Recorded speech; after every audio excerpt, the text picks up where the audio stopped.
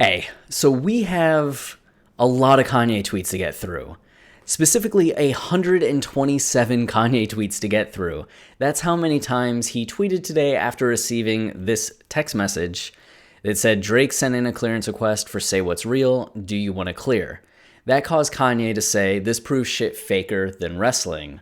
And by that, I think he's referring to the beef between him and Drake.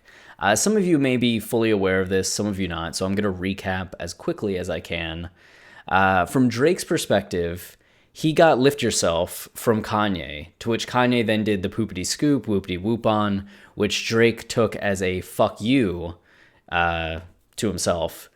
And then had told Kanye that he was going to release his album in June, and then Kanye announces 5 albums in June. Kanye produces Infrared for Push's album, which is a Drake diss, which Drake's like, what the fuck? And then when Pusha responds to Drake's response, it has information about Drake having a son, which wasn't known in the mainstream at all at that point. It wasn't a thing that had been announced. There was kind of some mumblings and rumors about it because the baby mama had been talking about it and trying to kind of threaten Drake with it, which, you know, for good reason. I think a little bit if you feel like you're kind of being pushed to the side and he wants nothing to do with you, you got to try to do what you got to try to do. But how else was Pusha getting that information? Drake had told Kanye. It had to have been Kanye that told Push. And that really was kind of the last straw for Drake. In the wake of that, Drake then, had dissed Kanye and Duddy Freestyle. He then dissed Kanye like 9 songs on Scorpion, something like that. Like a lot of the songs had Kanye disses in them. And then had dissed Kanye in concert a couple times on Sicko Mode, the Travis Scott song. And then again, when he went on the Barbershop show, LeBron's HBO show, he talked about all the stuff that Kanye did to him from his perspective, which could be valid, but it's also Drake assuming a lot about Kanye's intent and actions. Where from Kanye's perspective, who knows what he intended to do with Lift Yourself. Maybe he thought it was creating hype for the track, and that when Drake dropped a verse on it, it would be the biggest thing because people would be like, oh, fuck, like Kanye made a joke out of it. Drake made it awesome. It could have been that he just thought he'd make Drake another track. They never talked about it, which just means you kind of have Kanye's unknown point of view on Lift Yourself and Drake's assumed point of view on Lift Yourself. Kanye apologized for June, just said he shouldn't have released the albums in that month. Not that it was necessarily on purpose, not that he was trying to do anything to Drake. And then he had been adamant the entire time that he wasn't the one that gave Pusha T the information. And Pusha T eventually came out and said that he got it when, in doing research on Drake, he talked to a woman that had been sleeping with Drake's producer and best friend, 40, and 40 had told her about it. And there were other people still around that kind of knew. It's not like Kanye was the only person in the world. It's just he was the easiest answer as him and Pusha were close, and Drake had dissed both of them on Duddy Freestyle. So the easiest thing is to point the finger at Kanye, but that doesn't mean that that was the real thing. So then you have Kanye for the next 7 months not saying anything to Drake. He didn't lash back at him. He didn't try getting even. He just kept saying yo, it's love. Let's talk. Let's get together. And Drake wasn't saying anything to him in that time, but kept talking about it. So when Kanye then gets this request of Drake to be like, hey, will you clear this for me? It's just yo, what the fuck? Shit faker, it might just be the relationships that people have, the industry, the beef. Something's fake here. And why would Drake need clearance, you might be wondering. So there's an article by Billboard that kind of talks about it. February is the 10-year anniversary of So Far Gone, which they describe as being instantly dubbed a masterpiece because of his decision to unabashedly wear his heart on his sleeve while also exploring his talents as precocious rapper-singer. I think that's what most rappers did after Kanye. And what most rappers did a lot of the time was wear their heart on their sleeve and be precocious. Like, that's weird. But it sampled Say You Will for Say What's Real. And the track eventually, or the EP eventually came out with only 6 songs on it. But Drake may want to release the original that had 18 tracks, which would include Say What's Real. So he needs the clearance sample, or the clearance for that, for the sample. And that's why he would have reached out to Kanye, which, I mean, that's pretty bold, given the state of their relationship. And that's the thing that set Kanye off. Still need that apology for mentioning the 350s, which was something Drake did on stage. I think which was in reference to, like, if you're wearing 350s, I'm not going to fuck with you. And trying to take food out of your idol's kids' mouths. And this mentioning of idol is something that would become more and more of a theme of these 127 tweets as Kanye starts to talk more about his position in not just the music industry, but in general to culture, and how he kind of feels about where he's at and the respect that he deserves. But he doesn't quite get into it here, but just the use of the word idol kind of foreshadows a lot of that. And, I guess just if Drake's shit talking 350s, that could affect sales and in that way take food. I mean, at the end of the day, everybody's so wealthy, right? Yeezy just got evaluated at nearly $2 billion. So I don't know why my nose is so itchy, but it's a little bit of an exaggeration, but at the same time, I've been trying to meet with you for 6 months, bro. You sneak dissing on Trav Records and texting Chris about talking about how's the family. So that's like 2 people in Kanye's immediate circle, as Travis is part of the Kardashian-Jenner family now, having married Kylie. It's Kylie, right? And then Chris being, Kris Jenner, the mom. Drake has friendships with both. He's been friends with Chris for a little while. He was friends with the Kardashians. So here he's still being all nice with people in Kanye's circle while going out and dissing Kanye, which understandably has Kanye upset. And just weird, like, I don't know. I could see the argument that Drake has a separate relationship with Chris, so why is it weird for him to, like, check in with Chris and the rest of the Kardashians if it's only Kanye he has a problem with? But at the same time, like, that's Kanye's family, right? And immediate, like, people in his family. And to just be texting like nothing's going on just, I think, gets back to that. This proves a shit faker than wrestling. And the sneak dissing on Trav's record gets at sicko mode. And you can see that I crept down the block, made a right, cut the lights, paid the price. It's on site, which is a reference to Kanye's Yeezus album, and the first track being on site. Checks over stripes, Nike over Adidas, lost my respect, you not a threat. See the shots that I took, wet like I'm a book, just on Scorpion, and Duddy Freestyle, the shots that Drake had taken at Kanye. I be spinning Valley Circle blocks till I'm dizzy, like where is he? Which gets at the fact that Kanye and Drake live this close to each other. And that's something that Drake had talked about in a track on Scorpion, that he was in their neighborhood and Kanye was gone off in Wyoming because he didn't want to be around Drake because Drake's, a tough guy. So this is just reinforcement of that. Like, where is Kanye? Where is he? He's not here. I'm here, but he's not here. It's just really a lot of unnecessary shots at Kanye at this point in time. I think unnecessary. But Kanye's like, you're sneak dissing me on Travis's record. I told you I ain't tell Pusha about your son. It's all love, bro, but don't play with me. You stay too close to be playing all these industry games. Again, like, Kanye's here on this dead end. Like, it's the end of a cul-de-sac. And then you have Drake here. And there's no real other way to leave than by being very close to Drake's house. And that's what Drake's talking about with I crept down the block, made a right. Like, you creep down the block, make a right. And there you are. Sending purple emojis when I'm dealing with mental shit. I need my apologies now.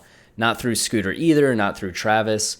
So in May, following Kanye's TMZ appearance and everything that was going on there, maybe even like the end of April, as Kanye was kind of ramped up and saying a lot of things, Drake had texted him devil emojis, to which Kanye was just like, what the fuck? Like, what's that? Oh my goodness. What's that mean? Why are you texting me devil emojis? And you can see some devil emojis here, in case you've never seen the Purple Devil, but that's them. And that kind of confused Kanye, because, like, what's that mean? Where's that coming from? You would assume that Kanye at the time didn't think there was anything going on between him and Drake, but to Drake, Kanye had just announced the 5 albums in June. The Lift Yourself stuff had happened, so Drake's being a little, I guess, petty or, like, needling Kanye. And Scooter Braun is a manager that both know. Travis, of course, Travis Scott, that both of them know. It's like, you can't just apologize through them, which maybe Drake had tried to do, but maybe it's just saying, don't, like, come at me as a man and talk to me as a man. I would never intentionally try to hurt you, bro. I never even heard none of the diss records. Duddy Freestyle, Story of Adidon. That ain't my MO, never did a diss record. We've covered over 100 songs, line by line, of Kanye's discography, and I can't think of one that's just dissing somebody. He's angry at the fashion industry at times. He's angry at consumerism at times. He'll attack the music industry or society, but not a song where he's just like, hey Ray J, hey Wiz, hey Drake, like, fuck you. I think the closest might be No Mistakes, where he just specifically says, like, I like you and I'm not going to fight you. Though he does throw in that, like, calm down, you're light-skinned, which walks a fine line between being a diss and not. I mean, in the terms of disses, like, it's not the same as, like, Jay and Nas, right? Or Drake and Meek Mill or anything like that. But it's still something. You could also maybe look at I Thought About Killing You, that potentially has some lines directed at Jay. It just might not be disses per se, but more like, yo, what the fuck? So that really depends on your frame of what is a diss. Like, does a diss have to be like, you fucking suck, I'm better than you, I like, all your shit's weak, or can it just be calling somebody out? If it's calling somebody out, you can make the argument that Kanye's had some disses. If it's, like, actively dissing them and, like, talking shit on them, then no.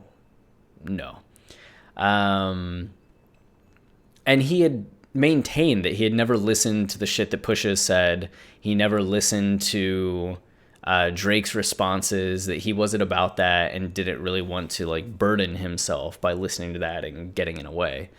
No tough talk either. Like, maybe this is him saying he's not talking tough, he's just being honest, or telling Drake, like, don't talk tough to me. This ain't about who could pay to have something done to somebody. This man to man, bro. This been bothering me too long.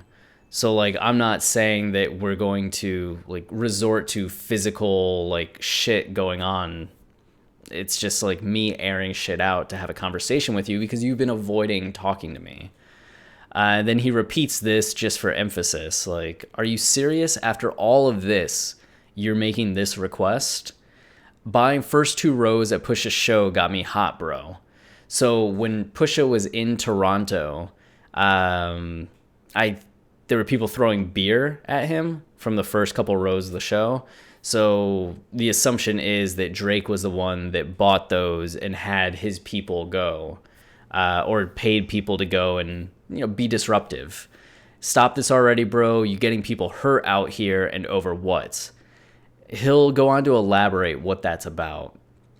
Or maybe he deleted the tweets because Rihanna doesn't want him. So somebody ran on stage when Pusha was performing in Toronto and attacked Pusha, just some kid. But in the wake of that, this kid got jacked the fuck up on stage in front of people, and he ended up being in critical condition at this point in time. So that kind of sucks. And the insinuation is that Drake was the one that paid the kid to go do that. And now Drake is kind of the one responsible for the state that this kid's in, having put him in that situation. This is low-key my favorite one. So after talking about the shit that Drake has done that bothers him, he highlights the suffering as a Christian. Beloved, do not be surprised at the fiery trial when it comes upon you to test you as though something strange were happening to you. But rejoice insofar as you share Christ's sufferings, that you may also rejoice and be glad when his glory is revealed. So that's, it's just such an escalation from this is some drama to I'm suffering as a Christian. Drake finally called, so that didn't take long, an hour. Mission accomplished. By the way, not cleared, crying emoji, which that's some low-key pettiness, but at the same time, it depends on how the call went, and one call may not be enough to kind of make amends. Or he could have cleared it and just tweeted that, right? But it's funny. Kim won the award, Product of the Year, at the Beauty Awards for fragrance, which is kind of awesome. Kind of sad to me in a way, because she wins this award and is really happy, and you can see on her Twitter that she's really excited about it. And at one point she tweets I had this great photo idea for our calendar. It's just Kanye's not here. He's out of town. And a couple hours later, Kanye goes on 127 tweets spree. And I don't know. I just feel like that's going to be for Kim. She's just I was so happy about this, and now I'm going to have to deal with people being what's up? What's going on? What did he... Hopefully not, but I could just see that kind of being what goes on. He said, trust God. Drake called trying to threaten me. So we had a few hours where we thought things might be cool, right? This was 11 hours ago, and then 7 hours ago. So it's 5 hours pass, and then we get Drake called trying to threaten me. And it's just fuck, that did not go well. I wonder what Drake said. What kind of threats was it? What did it involve? Is it the stuff that Drake said that was going to be the diss that ruined Kanye's career and ended his career, and he's now talking about doing that? Is he just saying yo, if you keep talking about me like this, I'm going to get fucking serious? We didn't get any more details, but the kid he had run on stage at Push's concert is in critical condition. I thought I had linked an article, but I must not have on that one. Since the pool line, he's been trying to poke at me and fuck with me. And the pool line refers to... Thank you, past me. Drake dissed Kanye's pool, so here's a side-by-side comparison to help determine which is better. And he just said, I used to want to be on Rockefeller, then I turned into Jay. Now I got a house in LA, now I got a bigger pool than Ye. And look, man, Ye's pool is nice. Mine's just big is what I'm saying. Which, it could be all in good fun, I guess. But at the same time, left Kanye kind of being yo, what? You're poking at me? Why are you saying something like that? So Drake, if anything happens to me or anyone from my family, you are the first suspect. so cut the tough talk, which seems like maybe it was a little bit more like stop what you're doing or I'm gonna like fuck you up or I'm gonna have to get serious, something like that. It just doesn't sit right on my spirits. I got a family and kids. 69 is locked up. XXX is dead. That kid that ran on stage is in the hospital. Maybe this is the time I got it right and linked something helpful. Maybe not. No. But X had tweeted at one point or Instagrammed at one point that if anything happened to him, it was Drake that had it done, because there had been some beef brewing between X and Drake. And it wasn't long after that that X ended up getting murdered. And, you know, a lot of that has been debunked.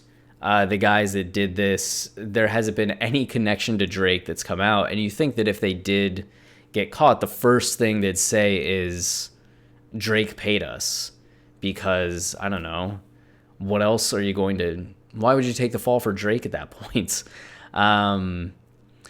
But I think with that being kind of on Kanye's mind, having just worked with these two and seeing how things went, it's just being aware that this stuff is fleeting. Like, shit can happen, shit can go wrong, which kind of was the theme of 1 Minute. The song Kanye's on XXXTentacion's posthumous album Skins, where it's just kind of like 1 minute things are like this, and then 1 minute things are different. Things change. And, you know, 69 was it in jail, and then boom, he was. X was on his way, and then the next minute he's dead. That kid that ran on stage was just doing something thinking that the consequences might be momentary, not that it could end his life. Everybody knows somebody, I think, which might refer to, I don't know, it's just speculation at that point. It could call back to whatchamacallit. Fuck, this ain't about who could pay to have something done to somebody, right?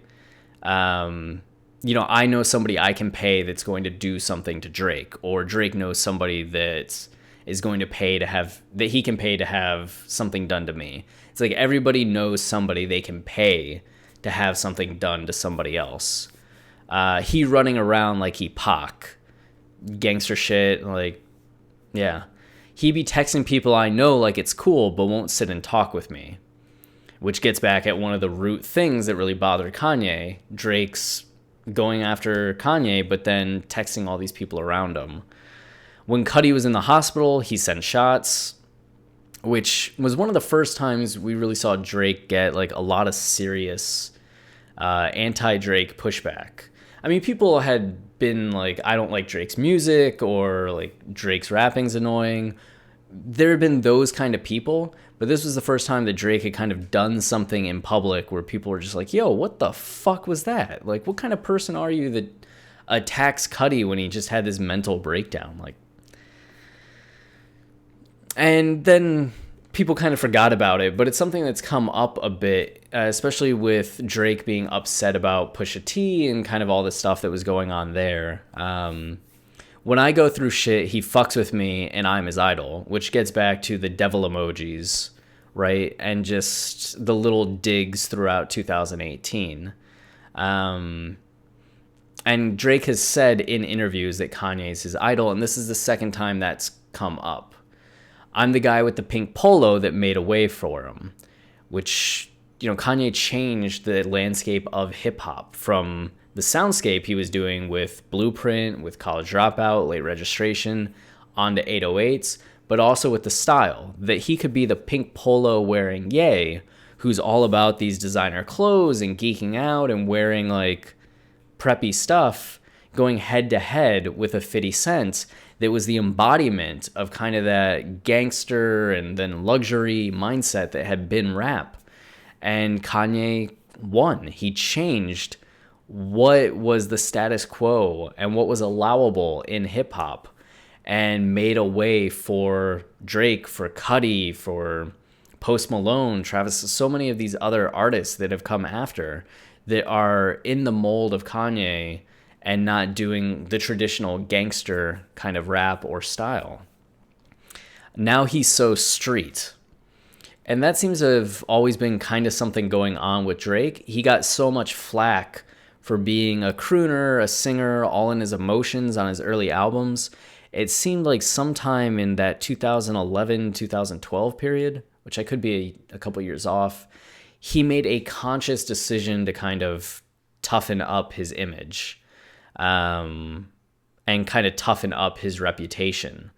And now we have this weird kind of dichotomy with Drake where you see like the goofy Drake that's giggling on the sidelines of basketball games, or like putting his head on the shoulder of basketball players and like smiling broadly, contrasted with like the gangster Drake that's running like OVO shit in Toronto and firing shots and like standing tall in this like Pac-like way. And you're like, how can this be the same guy that's like a stuffed animal that just wants to hug everybody, but then is like Rick Ross wanting to like thug everybody? It's strange. Don't ever speak on 350s. I'm your oxygen. Yeah. You wouldn't send purple emojis to Scooter, but you want to mess with your brother? I don't know what that's about. Maybe Scooter and Drake had some beef that I'm not aware of, maybe others are aware of, or maybe nobody was really aware of. And Kanye's just saying like, yo, you wouldn't do that to this guy that you have beef with, but you do it to me when I'm supposed to be your brother, your idol. We have all this history, and you'd do that petty shit with me. That's why black people never get ahead and why we stay controlled, which, you know, they're pitting us against each other, like, or we start tearing each other down instead of finding ways to support one another. Because we'd rather act cool than sit and have a convo. Like, instead of just hashing it out and moving on, it's all about ego and having to show superiority over somebody else. And the only way to show that superiority is to bring them down, which elevates you even higher. Now it's a kid in critical condition. Is this the one that I commented on? Yes. Yes. Vindication. Though weird to get excited about something and then it be this article. Life-threatening injuries. According to TMZ, a man was rushed to hospital with serious stab wounds after the show ended. Although it was confirmed he had been present at the concert, it was unclear whether he was injured during the onstage attack or in a separate incident. Pusha blamed Drake for the attack, telling the crowd after he had returned to the stage that he believed the Toronto rapper had paid attendees to throw beer at him. He also performed the track Infrared when he reemerged after the incident, a track which takes aim at the Scorpion star. So maybe it wasn't the same kid that rushed out on stage, but it seems to be the insinuation.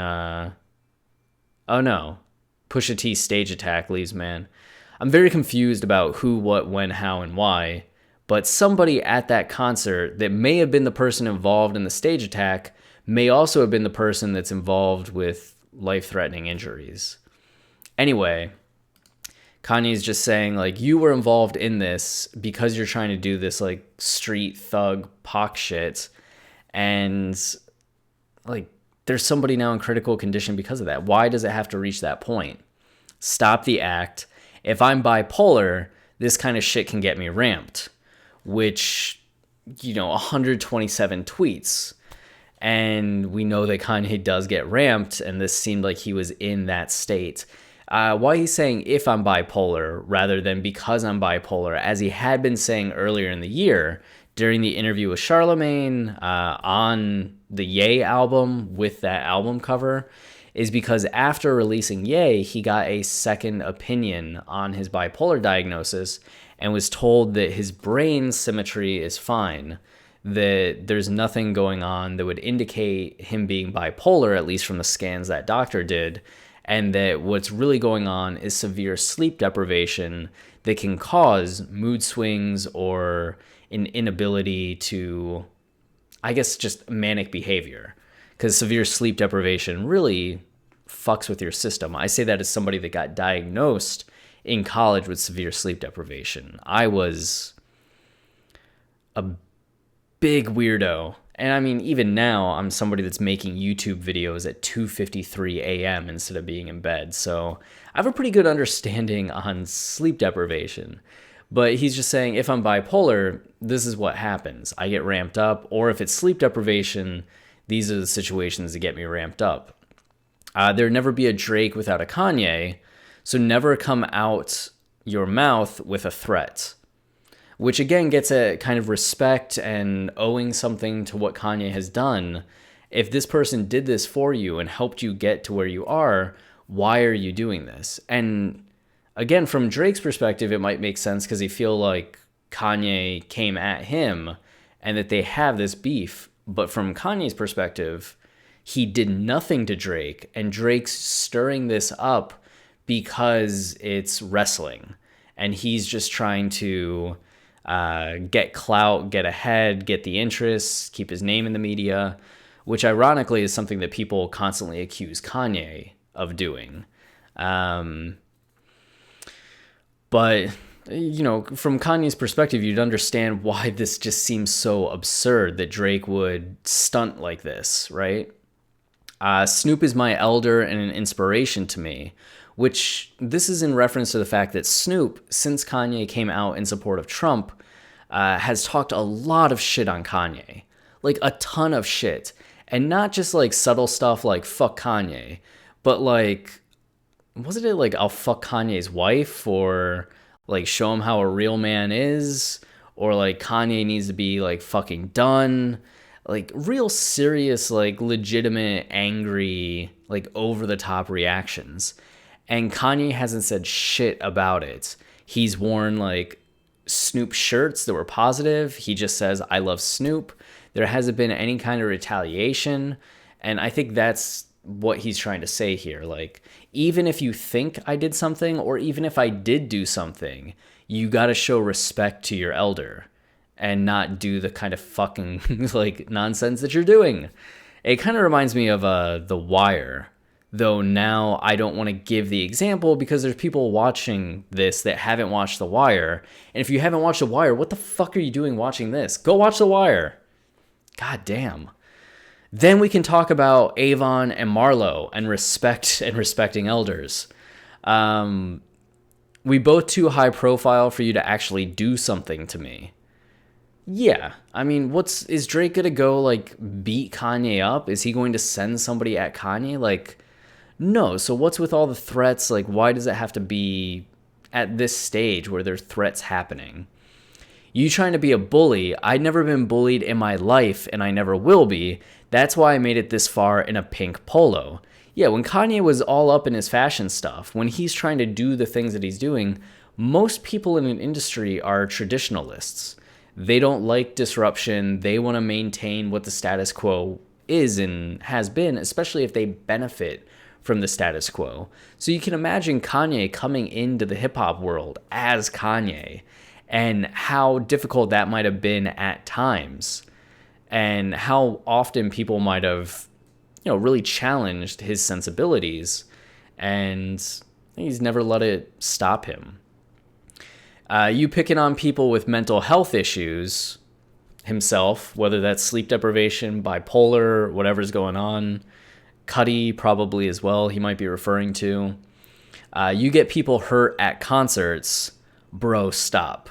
So really a big critique on how Drake has been so far at, you know, the top of the rap world. He's kind of bringing back this negativity to the game that maybe necessarily hadn't been there for some of those years following Kanye's emergence and kind of the transition out of the gangster era.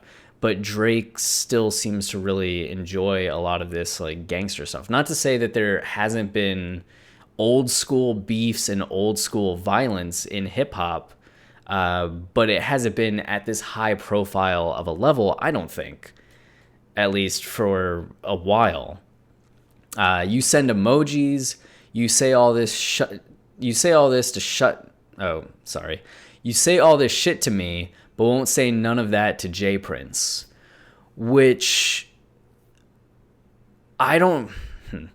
So Jay Prince is the one that apparently stopped Drake from releasing the damning diss track that would have ended Kanye's career that Drake apparently had written after the story of Adidon came out. That was going to be his response. And Jay Prince went and started doing a few interviews saying that it would have ended Kanye's career. And Prince was the one that was like, nah, you don't want to do that. You don't want to be the guy that did that. Like, that's not going to reflect well on you at all at the end of the day anyway. So, like, no. Like, that's a horrible mistake. So that is Jay Prince. You say all this shit to me, but won't say none of that to Jay Prince. So does that mean that... Okay, I think I know what that means now. That Drake would get on a phone with Kanye and say all of this, like, kind of threatening stuff, but Drake has respect for Jay Prince because of Jay Prince's elder status, and Drake would never do that to Jay Prince. So why isn't Drake treating Kanye in that same manner? Which, again, from Drake's perspective, he might be wanting to just get even with Kanye because he felt Kanye dissed him, which would mean he views Kanye more as a peer or contemporary or somebody to step over rather than an elder just to respect, right? Or he may feel that Kanye stepped down to him, so it's his job to destroy Kanye in that way. I don't have any right answers, but just speculating on the psychology that could be going on. Talk tough to real gangsters, bro. Oh, yeah, that adds some context. Jay Prince is a real gangster. Kanye's not. He's never been about that life. He's never been about that lifestyle, which gets back to some of the respect factor. You try to pick targets you think are easy. Yeah, that was one of the major complaints following Infrared and Drake's response to Pusha T, is that Drake talked almost more about Kanye than he did Pusha. And people are like, yo, you're avoiding Pusha because you know Pusha's like the real thing, and that's why you're going after Kanye. And then when Pusha came back like firing, saying, I want all the smoke, like, what are you doing talking about Kanye? Like, this is between me and you. Drake just said that he had a diss that would end Kanye's career. No, nothing about Pusha. Never address Pusha again. Let the whole Pusha thing go, but continued to talk about Kanye. So you try to pick targets you think are easy. Ye never been easy. I never navigated these waters before you. That's why you could be you. I'm up for talking. We need to show all of these fans that black men can talk without someone ending up dead or in jail. Which, that's a great positioning of it. Like, yo, why does it have to come to that? Why should we let it come to that? Can't we be bigger people? Can't we be better people? We need to show people we can talk without people ending up dead or in jail. So we changed the language. We need to show the world. We need to show people. We need to show the world that we will speak without someone ending up dead or in jail. So just that change in language, not that it can, but that it will happen. Kind of urging it into existence. How are you going to text Chris but not speak to me? Gets back at just addressing people in the family and being casual about it when what he's doing to Kanye is so much more than casual. How are you going to be on Travis's song Coming At Me? Trav should have never allowed that. Which people would point out some hypocrisy there in the fact that Kanye, being friends with Drake, produced Infrared, on which Pusha T disses Drake. So is it hypocritical to say Trav should have never allowed that to go on? If you want to be defensive for Kanye, you could say that it was Pusha's track. Kanye did the beats. He may not have heard all of the lyrics. He may have heard a different draft of the lyrics.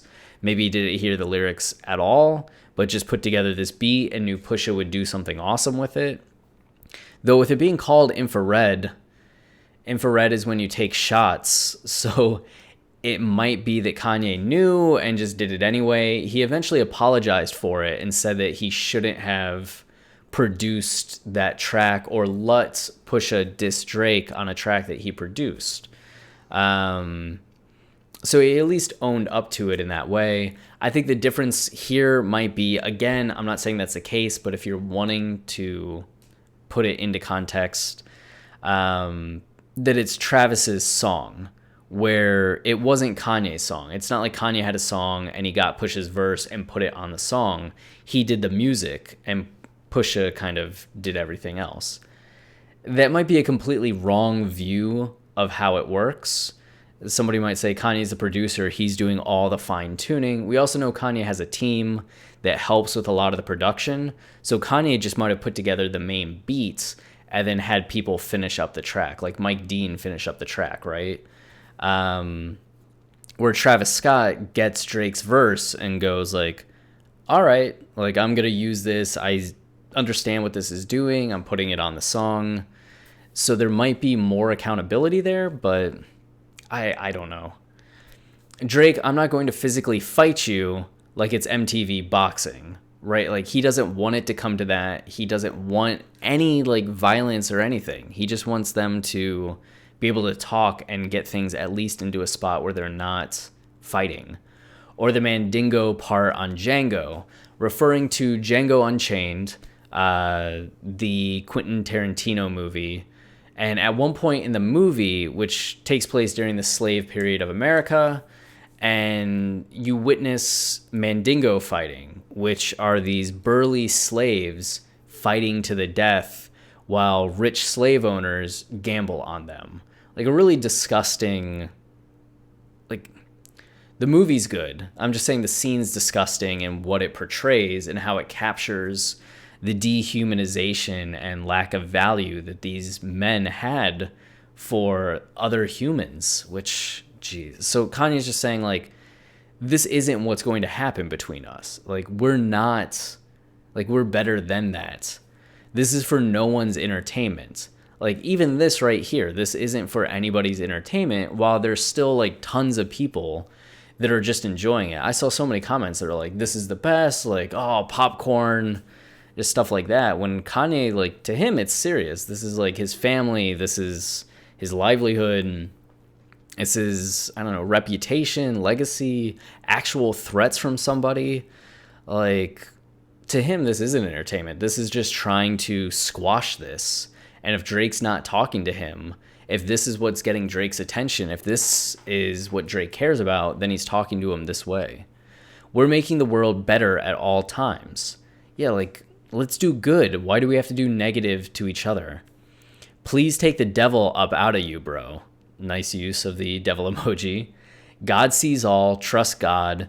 You were disrespectful to all people with mental health conditions, so this is an opportunity for growth.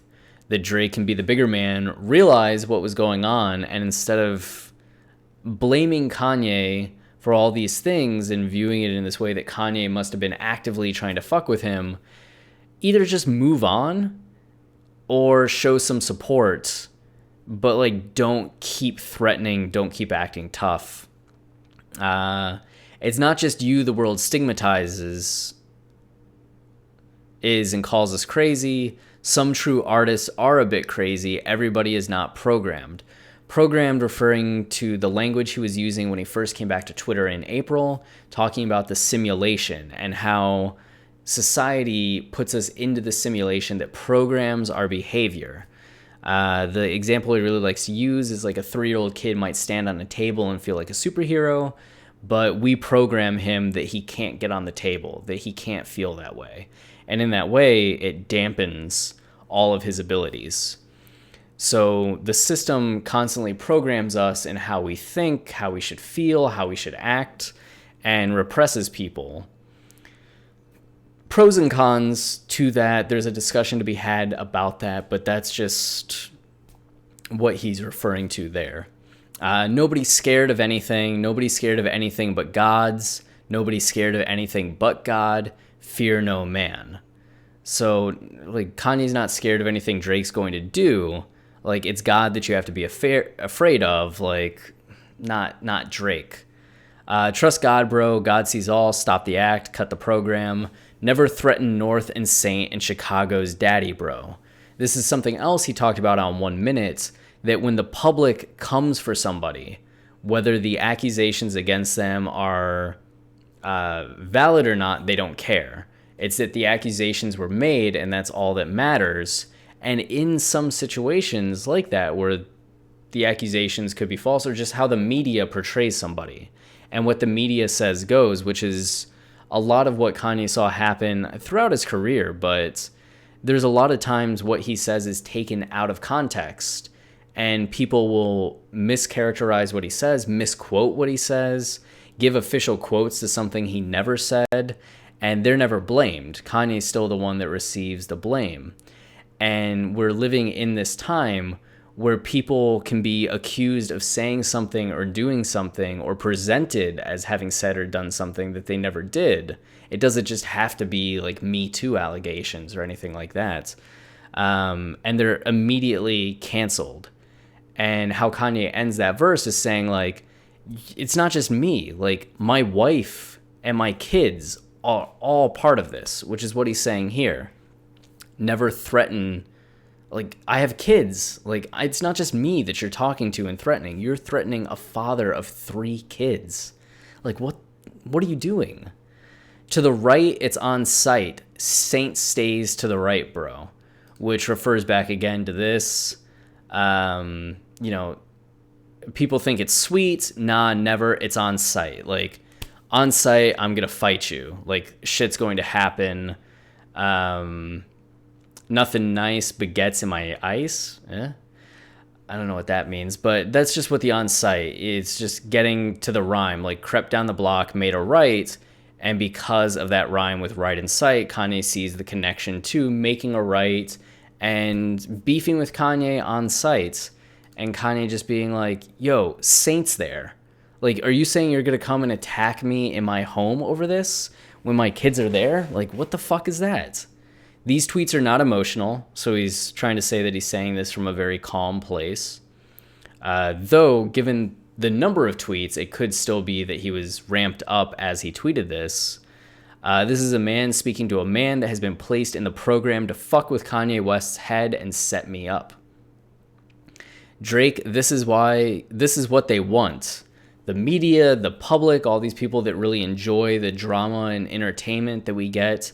Like, half the reason people love sports these days is not just even the sports, it's the drama of the sports, which is something that ESPN reflects entirely, as ESPN barely talks about the games itself anymore, but spends more time focusing on, oh, what was LeBron's body language? What was going on with this coach and this player?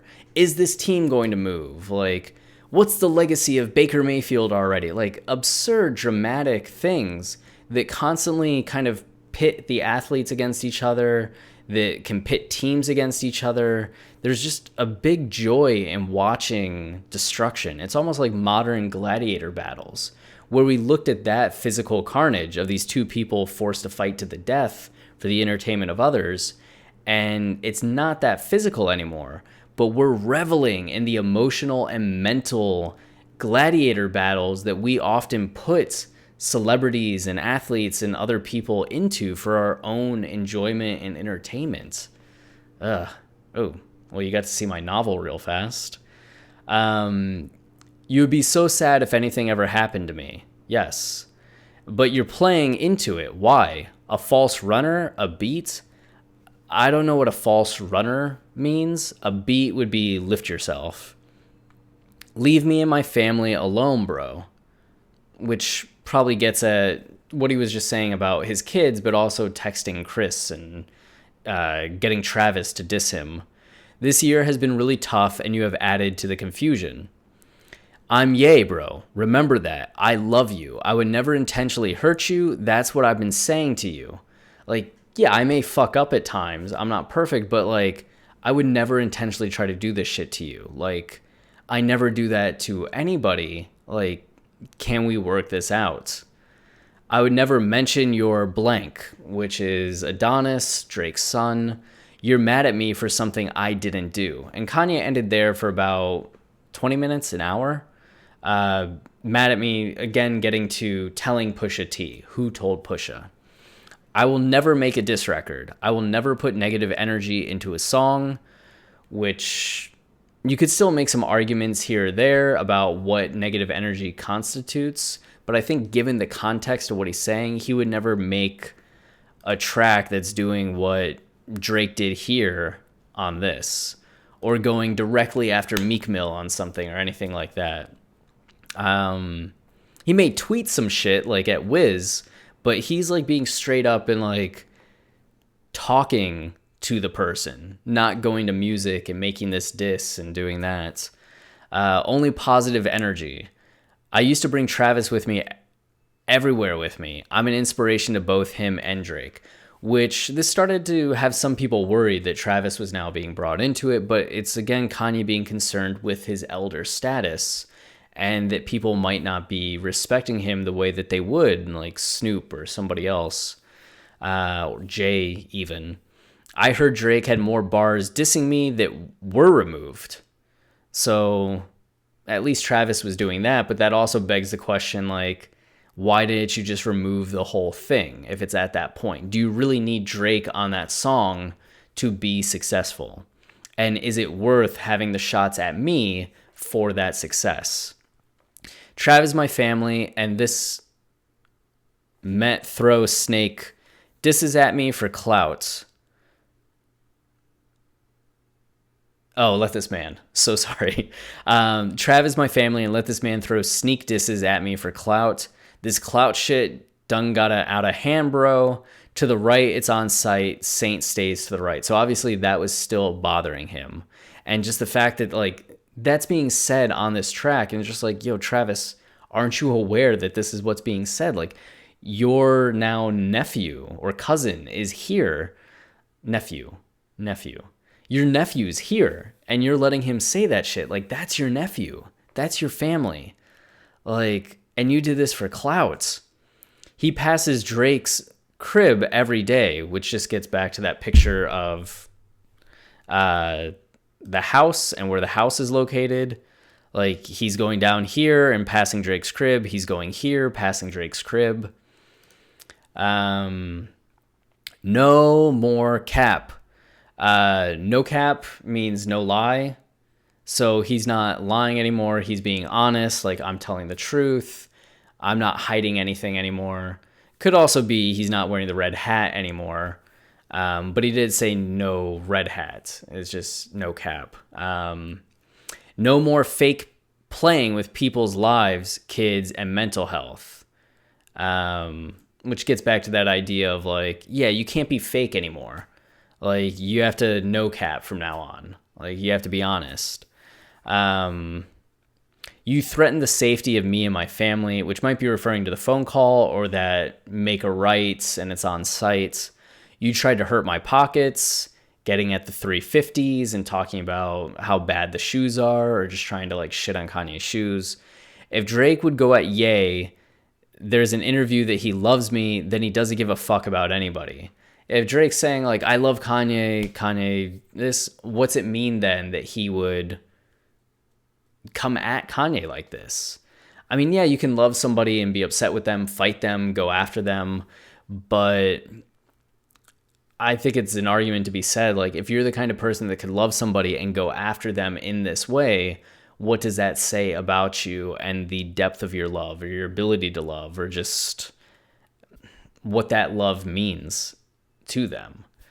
Our brother is lost and confused, trying to kick me while I'm down.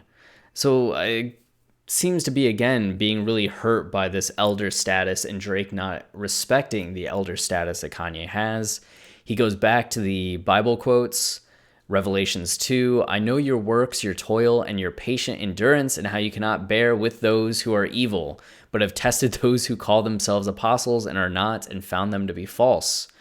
I know you are enduring patiently and bearing up for my name's sake, and you have not grown weary.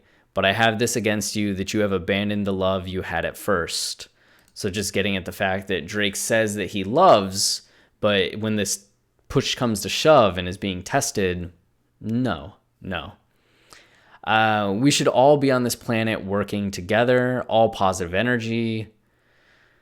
We're almost there. Perhaps I should have been more like water today. I missed that one.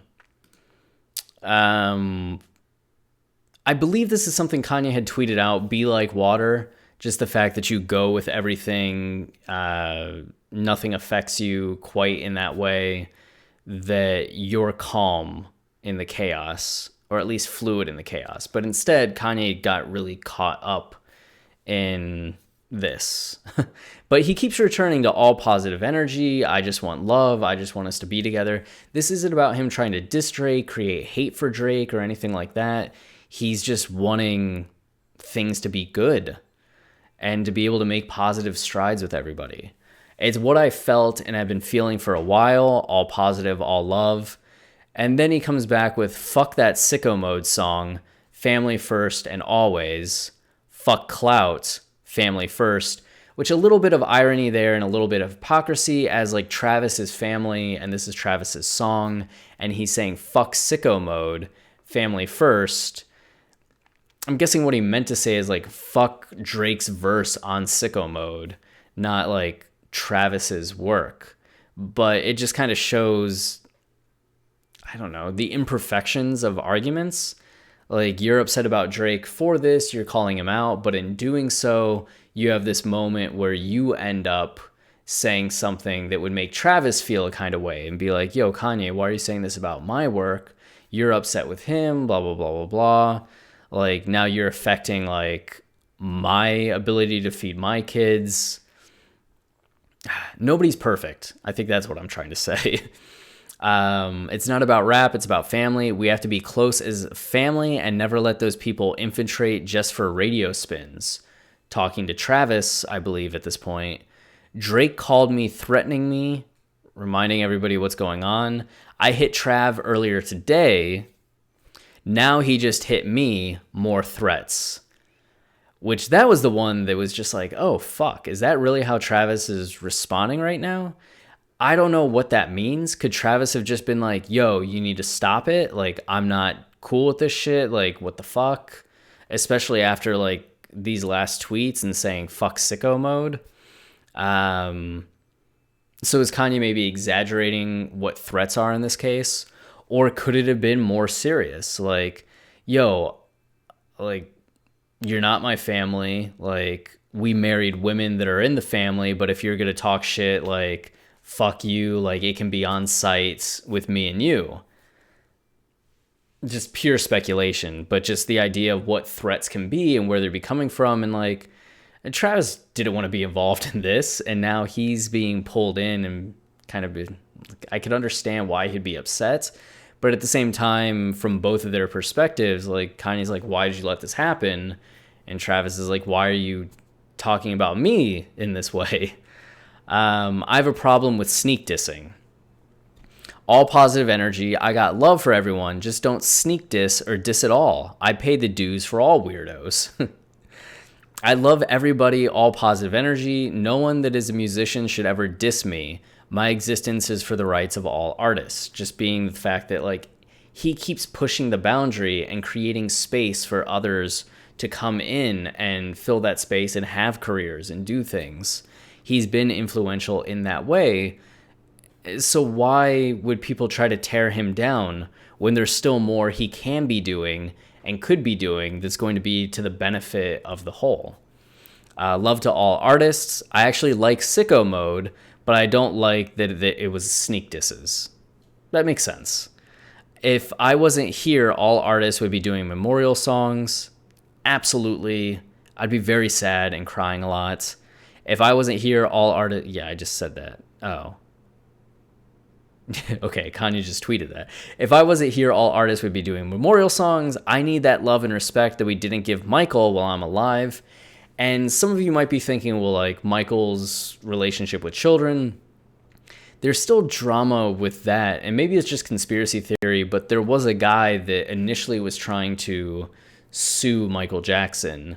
And it seems it doctored and created a lot of the initial media push that Michael Jackson had relationships with children and that he had tried to do similar things with other celebrities. It's just with Michael was the first time that it really stuck. And it happened to be at a time period too when media was really starting to ramp up and be more influential. And we just saw where that went with Jackson, to where even like years later, nobody's ever come out and been like, yeah, it was me. Like, I was the one that this stuff happened to, at least that I know of. It seems like it was more hyperbolic than based on reality. Not to say that there wasn't some weird, like, he having issues with his own lack of childhood going on and what that could have meant with, like, having a proclivity to have more of a childlike personality and interest. But we saw how his reputation got destroyed and how people started treating him and where that led. So Kanye's just saying, you know, I need love and respect while I'm alive. It was only after Jackson died that we started treating him like a human again. No artist should ever diss me for clout, period. Broke down doors for sneakers, fashion, music, everything. For sneakers, really for, like, artists had gotten endorsement deals, right? But they weren't getting like the same kind of deals that athletes were getting, where athletes were getting their own branded shoes and getting like a ton of money for it. And that those shoes were being bought at a very high volume. It wasn't until Kanye's initial Nike deal that really became a thing for anybody that wasn't Michael Jordan or LeBron James or the biggest basketball player, Ken Griffey Jr., baseball player. But then Kanye came in and did that. And what he's done with Adidas has proven that it's not just athletes that can have these deals and have these design deals and push merchandise. It doesn't just have to be endorsement. It can be more. Same with fashion. Kanye's foray into the highest levels of fashion, not just starting his own brand and kind of selling it in stores or being part of department stores or anything like that, but like the high-end runway fashion, having runway shows in Paris, being a legitimate designer. That led to Virgil Abloh getting to be head of the Louis Vuitton men's division, which is the first time that a black man has had such a high-up position in one of the major fashion houses. Kanye. And then music, what we saw with what he did to rap and just the soundscape of music in general. Yeah, I'm a man about my family and integrity. I've made mistakes and have karma. No man is perfect. The universe will test us. Yes, that's very clear. I think we all know that. Kanye has never claimed to be perfect. He's never claimed to not have fucked up. He's taken blame for things, and he just wants to move on from that and be able to have conversations with people. All positive vibes, all love. And he returned to that again. So we can see that Kanye is very concerned with his legacy. He's concerned with the fact that Drake isn't treating him with the respect that he feels like he deserves as an elder, and is just aware that he's contributed a ton and yet doesn't seem to be recognized for it in the way that he feels he should be at this time. So this went from being about Drake to being more about Kanye reflecting on maybe more of the zeitgeist around Kanye in 2018 and just how people are currently viewing him,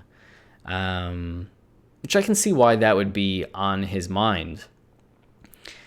I hope this leads to positive growth between him and Drake, that him and Travis can hash it out. We'll be covering all of it in the next days or weeks or however long it takes to play out. Hopefully not all the videos will be an hour and 3 minutes. Thank you for your patience. Just a little fun fact, you can look at my tweet activity, or our tweet activity, 2.6 million impressions over the last 24 hours because of this. Like, shit's wild. But appreciate your patience with going over everything. I hope this was helpful in some way. If you have questions you want me to answer about any of this, all of this, go ahead and ask them below, and I can make a Q&A follow-up video to this. If you're still watching at this point, that's impressive. Much love to you. And if you're enjoying this, the best way to help us out is just to subscribe and like, as that lets YouTube know that this is content that people are enjoying, which means they show it to more people. So thanks for taking the time. I hope this was helpful. Ask anything you want answered and keep it wavy.